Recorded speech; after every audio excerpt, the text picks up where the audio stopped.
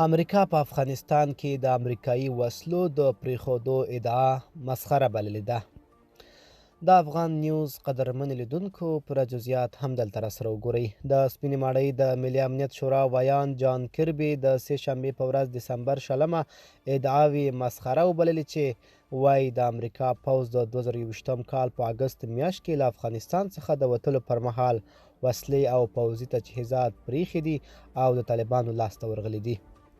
د جان کربي له څرګندونو یوازې څو ورځې وړاندې پاکستان د ملګرو ملتونو وغوښتل چې په دې اړه پلټنه وکړي. هغه سخت دریځه وسلوال چې د پاکستان په ادعا په افغانستان کې میشت دي په پاکستان کې د ترهګریزو بریدونو د ترسره کولو لپاره پرمختللې وسلې له کوم ځای څخه ترلاسه کوي. کربي په سپینه ماڼۍ کې په یوه خبري غونډه کې وویل چې په افغانستان کې د وسلو د پرېښودو ادعا مسخره ده او د ده په وینا هغه څه چې امریکا په افغانستان کې د خپل 100 کلن حضور په ترڅ کې د کانګرس په تصویب او مشوره ترسره کړي هغه د افغان ملي امنیتي ځواکونو وسلوال کول او اکمالات وو.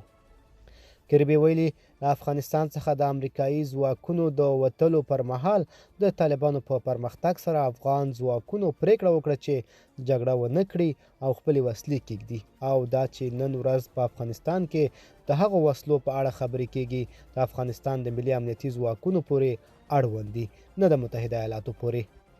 کربي ټینګار وکړ چې هغه ادعاوې چې ګواکې امریکا په افغانستان کې د وسلو زیرمې پریښي دي ناسمې دي. ملګرو که تاسو یې په اړه کوم نظر لرئ په کومنټ کې ولیکئ. تر بیا ښه وخت ښې چارې.